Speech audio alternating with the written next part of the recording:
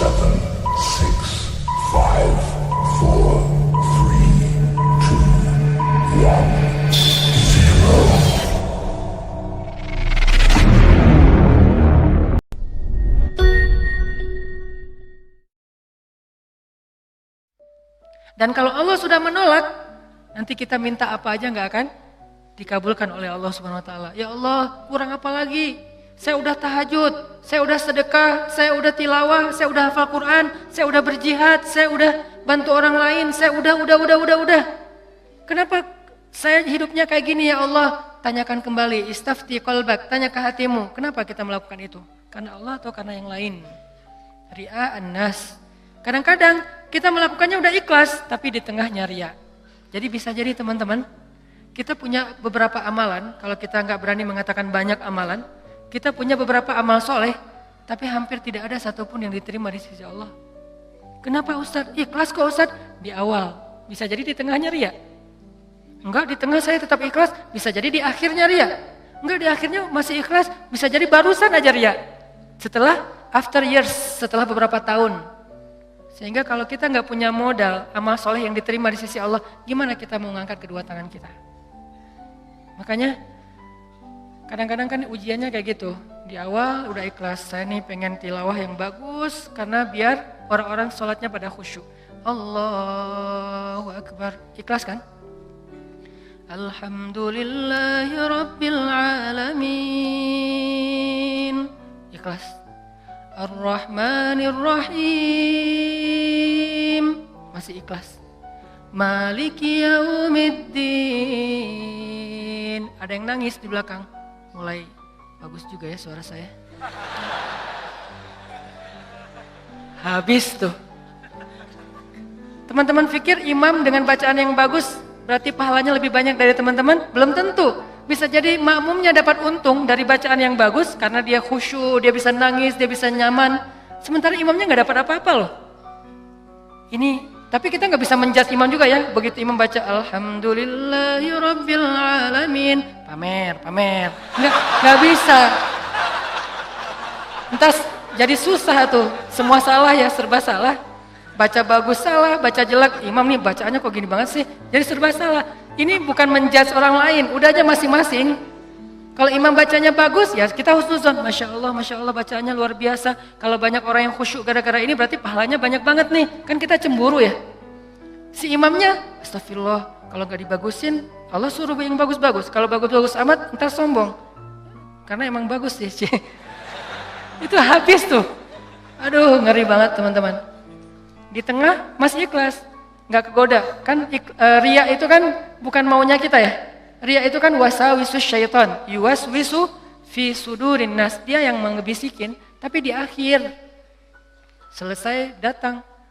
Alhamdulillah Ustadz, sambil gini, ada tisu nggak? Saya baru pertama nangis dalam sholat, suara Ustadz luar biasa. Bapak nggak pernah dengar di YouTube saya. Sombong, ya. Bapak nggak baru kenal saya. Gitu, atau bukan karena pujian orang lain teman-teman, karena diremehin sama orang lain. Pernah diremehin orang terus jadi ria? Saya pernah ngisi di beberapa masjid agung. Ada kan kalau di daerah-daerah tuh kalau saya ngisi kadang-kadang panitia mintanya di masjid agung. Kan DKM Masjid Agung rata-rata nggak main Instagram ya. Mereka nontonnya TV. Jadi karena saya qadarullah nggak pernah masuk TV, nggak kenal. Ini Ustadz siapa sih? Ada nggak di Damai Indonesiaku? Nggak ada. Oh biasa aja. Karena saya nggak pernah masuk TV, akhirnya beliau nggak kenal kan, bukan yang pemain sosmed. Dan dari situ mulai ada ngeremehin. Panitia nawarin tempat, mereka bilang, udah biasa aja lah, nggak usah terlalu heboh. Paling juga jamaahnya nggak setengah masjid katanya. Saya dikasih tahu sama panitia, Ustadz, ini DKM-nya kayak gitu ngomongnya. Oh, kita lihat aja nanti. Mulai kan, ria nih. Terus saya datang, ternyata alhamdulillah qadarullah Allah yang melangkahkan kaki-kaki mereka rame nih sampai pelataran masjid. Pas rame, DKM-nya bingung. Ini Ustadz siapa sih kok bisa rame gini yang datang? Saya, ya sih. Ria nih. Mulai yuwaswis was-wasa. Jadi perang batin banget teman-teman sama setan. Bukan maunya saya, setan yang kayak gitu. Kita cuma punya dua pilihan, mengaminkan atau menolak. Kalau kita mengatakan iya sih, berarti kita membenarkan kata-kata setan di dalam hati, ria, sombong. Atau kita mengatakan astagfirullah, astagfirullah, nggak mau kegoda gitu. Pas waktunya sholat maghrib, panitia biasa, panitia kan kenal pastinya ya, Ustadz dorong-dorong saya gitu kan. DKM nggak ngedorong, kan kepancing. Kenapa DKM nggak ngedorong? Ngelihat penampilan saya dari ujung rambut sampai ujung kaki kayak kurang meyakinkan gitu. Nih Ustadz bisa ngaji nggak sih? Ngelihat ujung kupluk, di tengah kaos atau pakai kemeja, bawah celana jeans biasa. Ini bisa ngaji nggak ya? Akhirnya DKM kayak ragu-ragu gitu mau dorong saya jadi imam. Dalam hati, 5 menit lagi dengerin aja nanti. Wah, USWIS luar biasa. Karena didorong-dorong terus sama penitia, ya udah deh, saya mau ya kalian yang dorong kan, dorong lagi dong, didorong ya. Udah aja jadi imam, ngimamin. Karena tadi diremehin sama DKM, kepancing dong. Wah, Ar-Rahman nih, gua keluarin sekalian, Kenapa ngeluarin Ar-Rahman? Favorit, kartu as lah. Kan DKM-nya kayak ragu-ragu gitu. Sampai saya bilang, soft dirapatkan, diluruskan, saya nggak mau pakai bahasa Arab. Walaupun nggak bisa. Soft diluruskan dan dirapatkan gitu. Terus DKM-nya masih gini-gini. Ragu-ragu gitu. Dalam hati saya, ya bentar lagi, tenang aja. Wah, balik arah. Allahu Akbar. Itu udah nggak benar lagi sholatnya tuh. Itu dirasain banget. Itu udah nggak benar lagi sholatnya. Allahu Akbar. Begitu selesai Al-Fatihah, gimana Pak? Udah dengar? Terus masuk Ar-Rahman, serak pula. Aduh, serak, suaranya hilang, segala macam. Aduh itu nyesel banget tuh, nggak bisa show off ya. Kalau pas lagi dapat, mic-nya bagus, sampai menggemanya tuh sekilo gitu ya. Itu kan enak banget ya. Buat seorang vokal, mic itu kayak floor buat anak skate kan. Jadi bisa nge-trick banget kalau floornya dapat kan. Jadi buat saya tuh kalau mic-nya pas dapat, wah ini bisa semua trik dikeluarin nih. Fabi ayyi ala'i rabbikuma tukadziban. Udah Ar-Rahman aja yang biasanya dibagi 4. Sekarang 1 rakaat Ar-Rahman, rakaat kedua Al-Muluk. Kenapa? Biar sekalian didengerin. Nih Ar-Rahman ya, gini cara bacanya. Aduh, habis. Selesai sholat, kan balik arah gitu kan, mau zikir kan, balik arah. Balik arah bukan pura-pura zikir sih, sambil zikir ngelihat ke arah si bapak. Kira-kira gimana ekspresinya sekarang? Itu teman-teman berat. Kadang-kadang bukan karena kita pengen dipuji orang, tapi kita nggak rela diremehin orang, itu yang bikin kita riak kan? Bukan karena kita pengen dielu-elukan, dipuji, dapat banyak like, dipuja-puja, bukan itu. Itu kita masih kadang-kadang bisa ngerem. Tapi kita nggak sanggup bertahan, nggak bisa sabar kalau diremehin orang. Akhirnya kita bocorin juga kebaikan kita. Habis. Diremehin suami, diremehin pasangan, diremehin orang tua, diremehin mertua, diremehin teman-teman, segala macam. Diremehin tetangga. Kita bukan pengen dipuji dan dipuja oleh orang lain. Tapi kita nggak tahan kalau diremehin. Keluar juga tuh. Siapa yang selama ini yang melakukan ini? Siapa yang bantu kamu? Siapa? Keluar semua. Satu persatu yang kita sebutkan, satu persatu berguguran dan tidak ada nilainya di mata Allah SWT. Sabarkah kita ketika diremehkan oleh orang lain untuk tetap menjaga rahasia amal kita antara kita berdua aja dengan Allah? Itulah ujian ikhlas. Bisa nggak kita jaga? Nggak mau kita bocorin rahasia kita berdua sama Allah. Begitu kita bocorin, sedih banget tuh. Udah langsung tidak ada lagi nilainya di mata Allah. Berapa banyak dari amal yang kita lakukan yang benar-benar kita mampu menjaga keikhlasannya di awal, di tengah, di akhir. Kalau ada, jangan menyimpulkan dulu bahwa kita udah sukses karena masih ada waktu selama kita masih hidup untuk kita batal. Mungkin nggak batal di akhir, tapi batalnya setelah beberapa tahun. Ada teman kita datang nanya-nanya ke kita tentang, ngafal Quran itu susah banget ya. Kenapa? Aku tuh ngafal 1 juz aja, juz 30 gak beres-beres. Oh, ya sebetulnya gampang sih kalau udah tahu triknya. Mulai nih. Emang idealnya ngafal Quran berapa lama? Ya tergantung orangnya. Ada yang 10 tahun, ada yang 5 tahun, ada yang 2 tahun, 3 tahun, setahun. Kalau aku sih alhamdulillah 6 bulan khatam. Habis semuanya tuh. Ngafal Quran emang gampang, capek, susah loh. Yang susah itu bukan ngafalnya, murojaahnya kan, ngejaga hafalan. Udah hafal 5 juz, biasanya baru kerasa capeknya tuh setelah 5 juz kata orang-orang yang hafal. Setelah 5 juz, mulai nih, keteteran yang di belakang, balik lagi ke depan, hilang lagi yang di belakang, balik lagi. Kayak gitu ngafal Quran saking capeknya tuh sampai orang yang banyak putus asa. Udah setelah perjuangan, effort yang luar biasa, hilang hanya gara-gara kalimat cuman 5 menit aja, habis semuanya teman-teman. Rugi banget kan?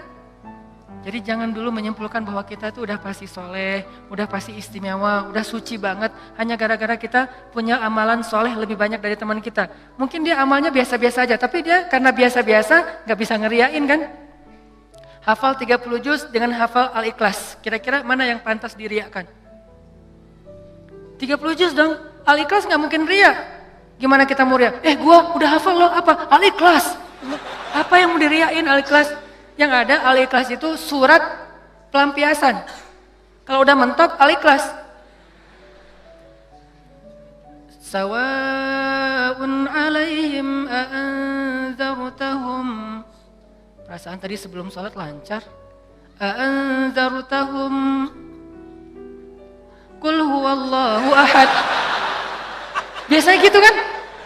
Mentok-mentoknya Al-Ikhlas. Kenapa? Cuman Al-Ikhlas yang kita paling ikhlas. Kenapa tadi kok bacanya yang susah-susah? Pengen dong sesekali orang tahu kalau hafalan saya udah nambah kan gitu ya. Pengen dong orang tahu, kayak kadang-kadang kan kita suka pengen melakukan sesuatu yang orang lain gak bisa lakukan. Membaca surat yang orang lain gak hafal surat itu jarang. Kalau Al-Ikhlas, Al-Falaq, An-Nas, Al-Kafirun masih oke lah. Karena Al-Kafirun suratnya agak susah kan. Banyak orang yang terjebak, la abudu ma ta'budun wala antum abidun ma abud. Kapan selesainya nih? Muter aja di situ Al-Kafirun teh. Kalau Al-Ikhlas kan jarang yang terjebak. Kalau Al-Ikhlas juga sampai salah. Ini nih ngeri banget nih. Jadi mungkin jangan ngeremehin dulu teman-teman. Ada teman kita yang hafalnya, kamu hafal surat apa? Enggak, cuma dikit dari At-Takatsur sampai An-Nas doang. Itu juga gara-gara modal sholat taraweh. Karena dia taraweh selalu dengar itu kan, di taraweh suka dengar ayat itu ya, akhirnya kehafal sendiri. Dia nggak pernah sombong, dia nggak pernah riak karena hafalannya sedikit. Kita yang 30 juz, segitu doang, kemana aja loh? Habis 30 juz. Jadi yang hebatnya itu bukan berapa banyak amalannya teman-teman, tapi seberapa kuat dia menjaga keikhlasannya di awal, di tengah, di akhir, dan setelah beberapa lama. Jadi jangan menyimpulkan dulu. Fala tuzakku anfusakum huwa a'lamu bimanittaqo.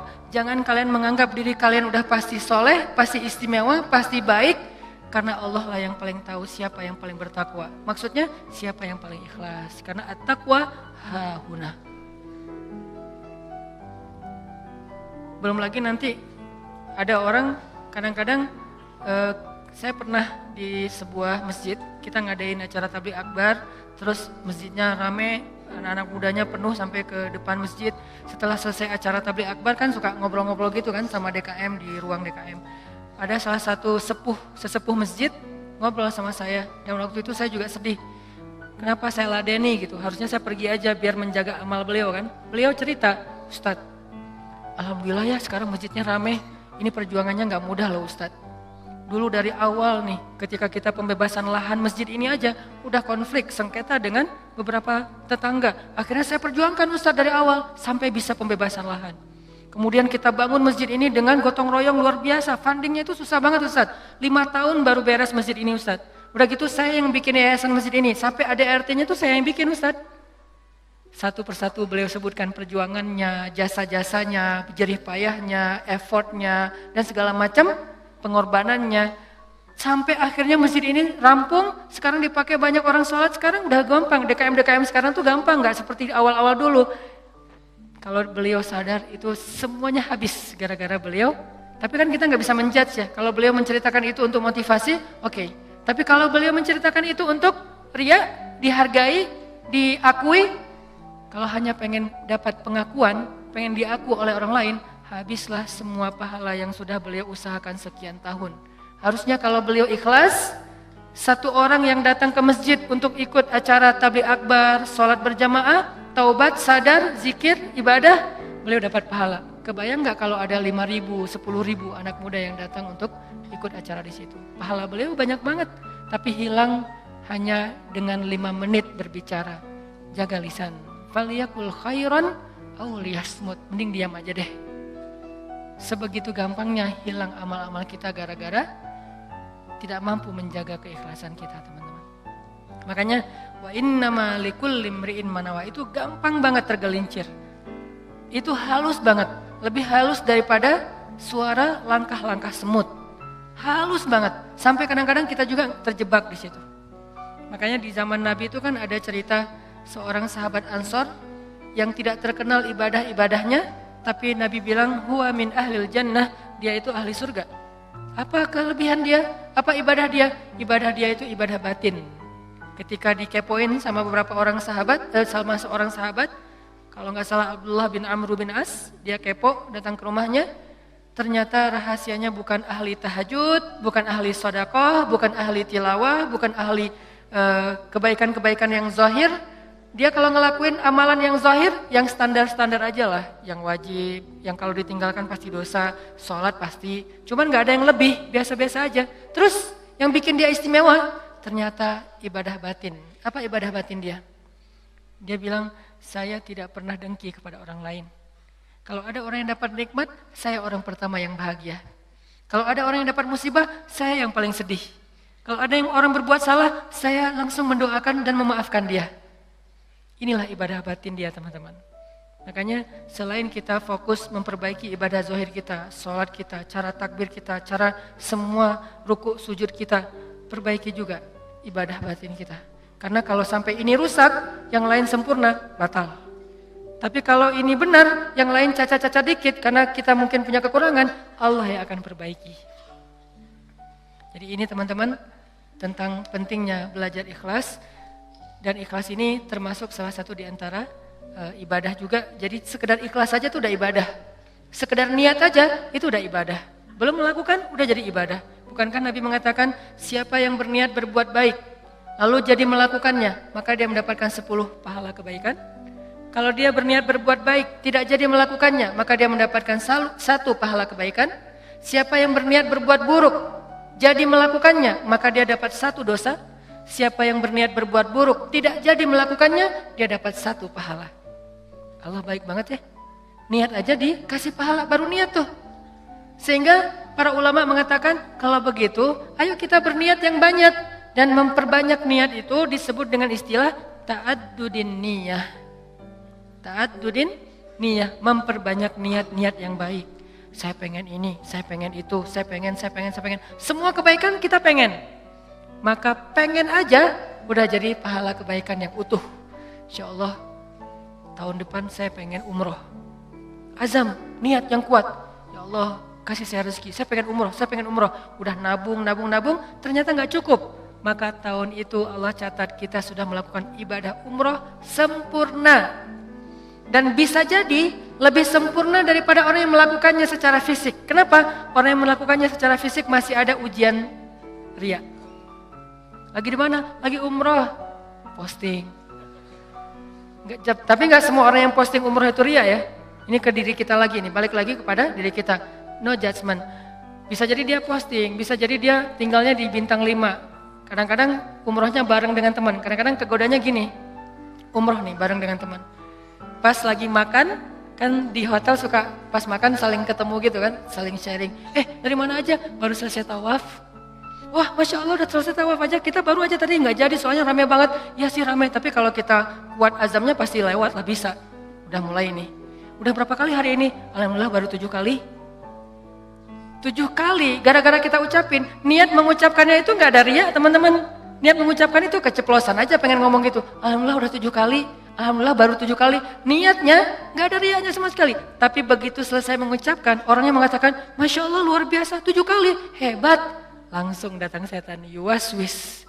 Ya sih, mungkin di rombongan ini saya yang paling banyak rekor tawafnya. Atau kadang-kadang cium hajar aswad. Itu kan sesuatu banget ya, buat jamaah umroh dari Indonesia kan sesuatu banget. Jadi bisa dibilang cium hajar aswad itu kayak poin. Siapa yang paling sering cium hajar aswad, jadi kayak saling share lagi makan. Udah cium hajar aswad? Udah, belum? Udah, alhamdulillah udah 3 kali. Wah saya baru sekali. Akhirnya saling berlomba. Kalau ini niatnya fastabiqul khairat, itu bagus. Tapi gara-gara fastabiqul khairat, kalau sampai terjebak kepada riya, sombong, maka habis. Yang tahu cuman kita. Yang tahu cuman kita. Orang lain gak tahu. Hati-hati dengan ini. Tapi orang yang tadi menabung pengen umroh, terus gak cukup duitnya, lalu gak jadi umroh, bisa jadi dia mendapatkan pahala umroh lebih utuh daripada orang yang melakukannya secara fisik. Maka jangan kikir dalam berniat baik. Berniat baik yang banyak. Ketika kita keluar rumah, ya Allah hari ini mudah-mudahan saya bisa bantu orang di jalan. Mudah-mudahan saya bisa silaturahim dengan teman lama atau dengan keluarga. Mudah-mudahan saya bisa mendapatkan ilmu. Mudah-mudahan saya bisa membantu orang dari kesusahan. Mudah-mudahan saya bisa. Perbanyak aja kebaikan kita niatin dan kita serius. Kalau nanti ada kesempatan kita akan lakuin. Begitu kita keluar rumah, Allah sudah mencatat kita seperti melakukan sebanyak kebaikan yang kita niatkan. Jadi niat aja ibadah. Wa innama likulli imri'in ma nawah. Seseorang mendapatkan pahala sesuai dengan apa yang dia niatkan. Niat aja udah ibadah. Apalagi kalau kita kerjakan.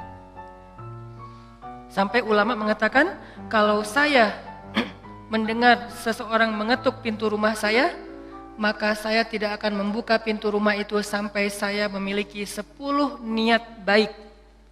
Jadi kalau mau buka pintu rumah, beliau berdiri di belakang pintu, ya Allah, kalau ini adalah orang miskin, saya berniat akan kasih dia sedekah 1. Kalau ini adalah seorang saudara yang sudah terputus silaturahim selama ini, saya akan sambung silaturahim 2. Kalau ini adalah seorang ulama, saya akan minta nasihat dari beliau dan ilmu 3. Kalau ini adalah seorang murid, saya akan kasih dia nasihat dan ilmu 4.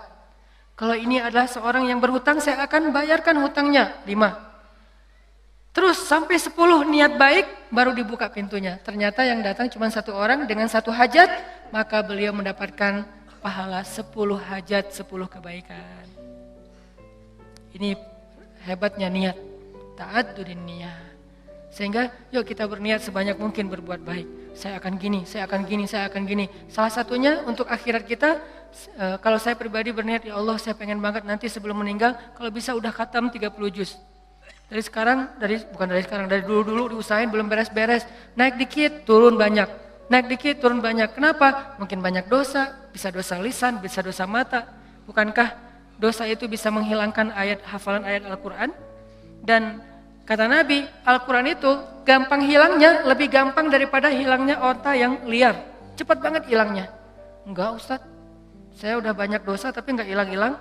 Ya enggak ada yang dihafal, apa yang mau dihilangin? Coba kalau mau tahu kita banyak dosa atau enggak, hafal Quran deh. Kalau susah, pasti banyak dosa. Kalau mau tahu itu cara kita untuk bisa mendeteksi dosa kita, salah satunya ya, hafal Quran. Coba, itu akan mendeteksi banget. Kalau kita udah lancar bacaan, tapi dengan syarat bacaannya udah lancar. Karena kalau bacaan belum lancar, ya bukan karena dosa, emang nggak bisa baca Quran ya. Berarti tahapannya baca Quran dulu. Kalau bacaannya udah lancar, tapi kok nggak bisa ya ngafal Quran?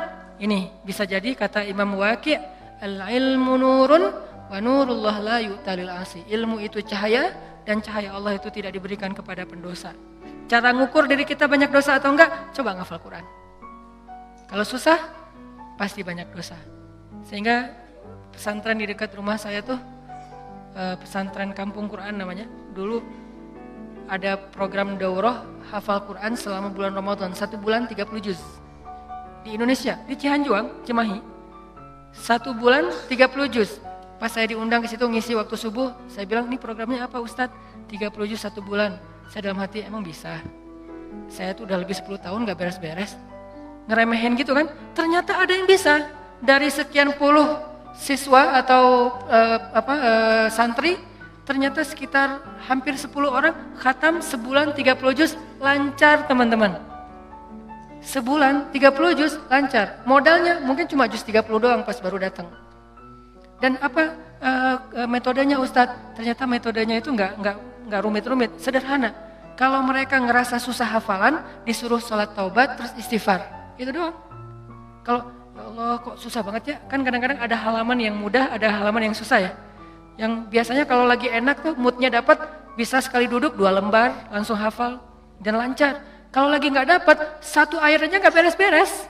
Nah, kata ustadznya, kalau kejadian kayak gitu, coba wudu, sholat taubat, minta ampun sama Allah, istighfar, coba hafal lagi. Pasti mudah. Dan itu terbukti.